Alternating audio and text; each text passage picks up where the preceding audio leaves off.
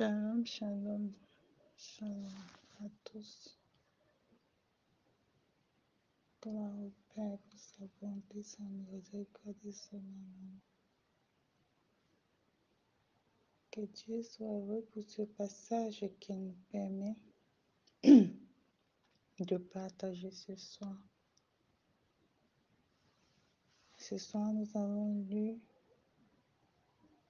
Philippiens au chapitre 2 et nous allons ressortir les points qui nous ont marqués sur ce chapitre. Premièrement, nous allons parler de l'humilité. L'apôtre Paul, dans ce chapitre 2 de Philippiens, au verset 1 à 11, nous appelle à l'humilité. Il rappelle à ses confrères et par le même biais à nous que nous devons être humbles, comme le Seigneur Jésus lui aussi s'est humilié pour sauver l'homme. Cette humilité nous demande de faire passer les intérêts des autres avant nos propres intérêts. C'est vrai que dans cette vie, ce n'est pas facile de se laisser humilier, de pouvoir renoncer à soi-même pour le bien-être du prochain. Mais quand nous sommes en Christ, nous avons le devoir de le faire. Nous avons l'obligation de ne pas être égoïstes, mais nous devons vivre tout en considérant notre prochain. De même que nous nous rendons humbles, le Seigneur nous élèvera. Le Seigneur Jésus s'est totalement dépouillé, humilié, et Dieu l'a levé. Il a élevé son nom au-dessus de tous les noms. C'est pour dire que malgré tout ce qui se passe, malgré toutes les difficultés que nous pouvons rencontrer en étant humbles, rappelons-nous que nous le faisons pour Dieu et que lui seul saura nous justifier. Que son Esprit Saint nous garde et nous permette de demeurer humbles en toutes circonstances. Comme versé dans le puits, sur cette humilité. Nous avons le livre de Jacques au chapitre 4, verset 1 qui dit « Humiliez-vous devant le Seigneur et il vous élèvera. » Dans Pierre, premier épître de Pierre, des versets 5 à 6, il est écrit également « Humiliez-vous donc dans la puissante main de Dieu, afin qu'il nous élève au moment voulu. » Après le premier point de l'humilité, nous avons pu aussi ressortir l'obéissance. L'obéissance, nous avons pu le ressortir dans les versets 12 à 17 du livre de Philippiens chapitre 2. Dans ces versets, Paul nous a recommandé de rester obéissants à la parole de Dieu et de travailler à notre salut avec crainte et tremblement. Nous ne devons en aucun cas négliger tout péché que nous commettons. Nous devons en tout temps chercher la pureté de cœur, et ceci par l'obéissance à la parole de Dieu. Nous devons en tout temps nous examiner et faire en toutes circonstances ce que le Seigneur nous recommande. Nous devons éviter de choisir de faire ce qui nous plaît et régner sa parole au moment où ce que nous devons faire ne nous plaît pas. Cherchons à nous éteindre, mais laissons l'Esprit Saint nous diriger, nous transformer, afin que nous soyons et demeurons des parfums de bonne odeur pour notre Père céleste. Comme verset d'accompagnement, nous avons Romains chapitre 12, verset 2, qui dit « Ne vous conformez pas au monde actuel, mais soyez transformés par le renouvellement de l'intelligence, afin de discerner quelle est la volonté de Dieu, ce qui est bon et agréable et parfait. Dans le même chapitre de Romains, verset 1, il est dit, « Je vous encourage donc, frères et sœurs, par les compassions de Dieu, à offrir votre corps comme un sacrifice vivant, saint, agréable à Dieu. Ce sera de votre part un culte raisonnable. » Comme troisième point, nous avons pu ressortir l'entraide.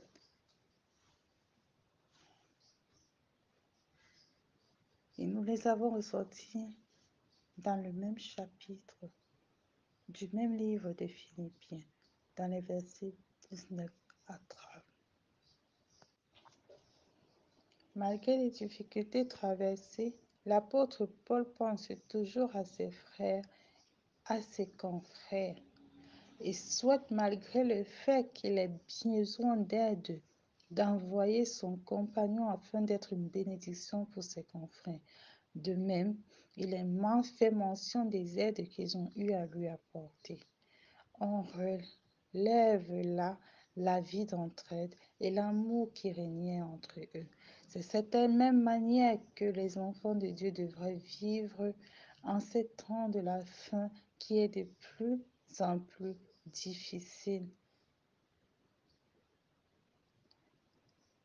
Comme verset d'appui, nous avons le livre de Galates, chapitre 6, verset 10 qui dit « Ainsi donc, pendant que nous en avons l'occasion, pratiquez le bien envers tous et surtout envers les frères en la foi. » Amen.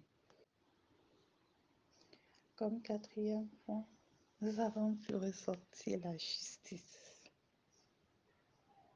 Nous nous appuyons sur Philippiens 2 au verset 3. Ne faites rien par esprit de parti ou par vaine gloire, mais que l'humilité vous fasse regarder les autres comme étant au-dessus de vous-même. Dans ce verset, l'apôtre Paul nous appelle et nous interpelle, nous recommande également d'être des chrétiens justes, oui, des chrétiens qui ne cherchent pas l'amitié de l'homme, qui ne cherchent pas à faire plaisir à un homme, faisant des choses pour rechercher notre propre gloire. Non, non, non, non, non. Mais en toute chose, nous devons rechercher la justice de Dieu, celle-là qui est juste et qui nous fera miséricorde en toutes circonstances, car l'Éternel aime ce qui est droit. Il n'abandonne pas ses fidèles, ils sont toujours sous sa garde, tandis que la descendance des méchants est exterminée.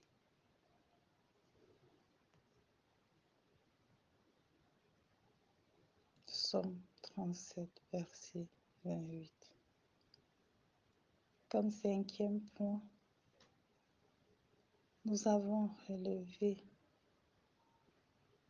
cette recommandation de l'apôtre Paul de travailler à notre salut. Très important. Le chapitre 12 du livre des Philippiens,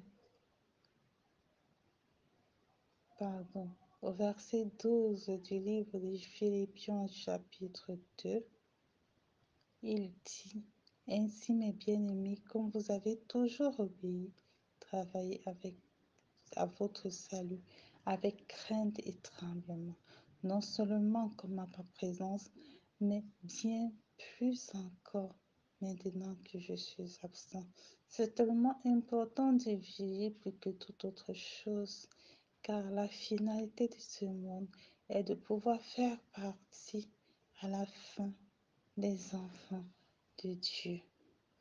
Pour cela, nous devons travailler à notre salut avec crainte et tremblement, car la marche avec Dieu n'est pas un amusement. Nous devons obéir à la parole et veiller sur notre bouche. Nous devons nous efforcer de développer des fruits de l'esprit afin de pouvoir faire la volonté du Seigneur en toutes circonstances. La crainte de Dieu nous empêchera de faire n'importe quoi, mais nous amènera à nous comporter selon ses principes. À Galates 5:22, il est dit, mais le fruit de l'esprit, c'est l'amour, la joie, la paix, la patience, la bonté, la bénignité, la fidélité.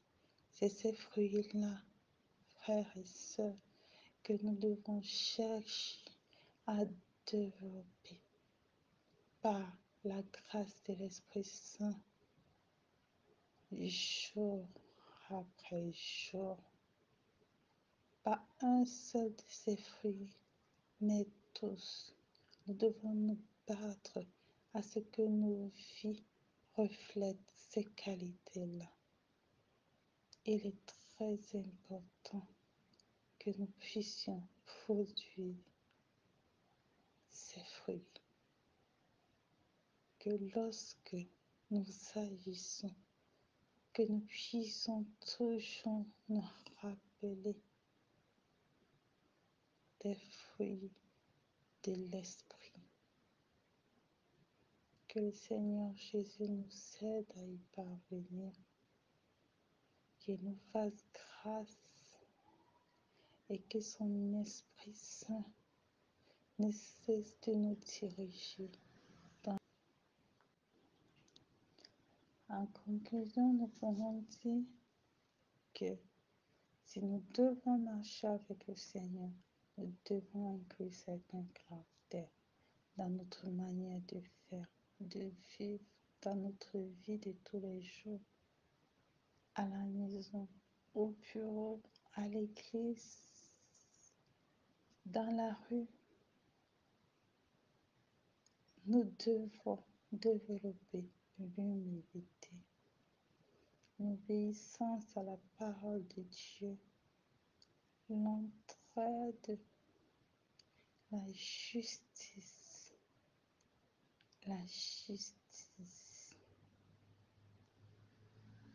le travail à notre salut, l'amour du prochain,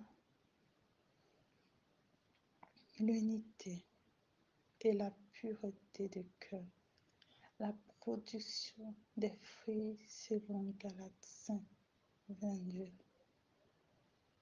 la considération des intérêts des uns et des autres. Que cela soit notre partage, que cela soit le partage de toute personne qui suivront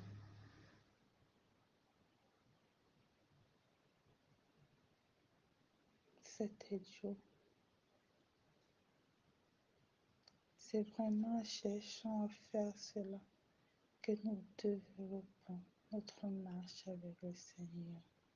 Cherchons en tout temps à lui être agréable, que cela devienne notre priorité, notre essentiel, dans le nom puissant du Seigneur Jésus-Christ.